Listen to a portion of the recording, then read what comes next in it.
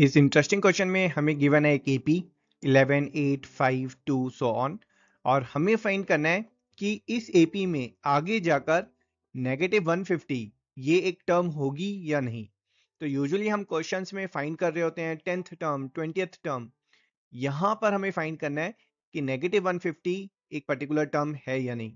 तो यहाँ पर ऑफ कोर्स जो गिवन है हमें that is an AP 11, 8, 5, 2 so on और सॉल्यूशन में हम यूज करेंगे nth टर्म का formula that is Tn is a plus n minus 1d। यहाँ पर हमें स्पेसिफाई करना होगा a जो है वो फर्स्ट टर्म ऑफ AP है जो इस केस में है 11 और d जो है वो कॉमन डिफरेंस है। यहाँ पर स्टूडेंट्स मिस्टेक करते हैं, कई बार वो d कॉमन डिफरेंस को वो 3 ले लेते हैं जबकि d is 8 minus 11 which is -3।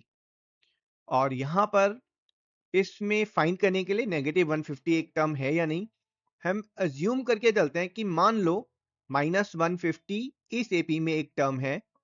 तो हम यहां पर अज्यूम कर रहे हैं कि वो जो टर्म है -150 let's say that's the nth term and that's 150। तो ये वैल्यूज हम यहां पर अपने फॉर्मूलाज में डालेंगे that's -150 is 11 plus n minus 1 times of -3।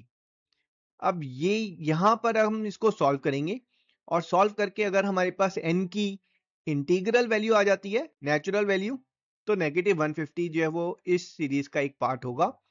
But n अगर फ्रैक्शन आता है तो सोच के देखें n जो है वो नंबर ऑफ टर्म्स है और नंबर ऑफ टर्म्स जो है वो फ्रैक्शन में नहीं हो सकता। तो इसका मतलब होगा हमारी एजम्पशन गलत है और -150 जो है वो सीरीज का पार्ट नहीं है। तो सबसे पहले यहाँ n की वैल्यू फाइंड करते हैं।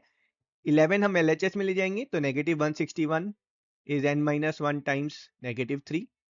तो यहाँ पर जो -3 है वो आपका कैंसिल हो गया।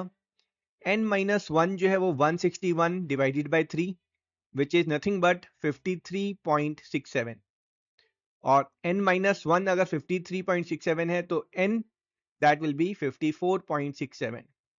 तो यहाँ पर n जो है हमारे पास डेसिमल में आ रहा है और हमें पता है कि नंबर ऑफ टर्म्स फ्रैक्शन या डेसिमल में नहीं हो सकती, इसलिए हमारी एजम्पशन गलत है एंड दस वी कैन से -150 जो है वो इस सीरीज का पार्ट नहीं है एंड दैट्स आवर आंसर।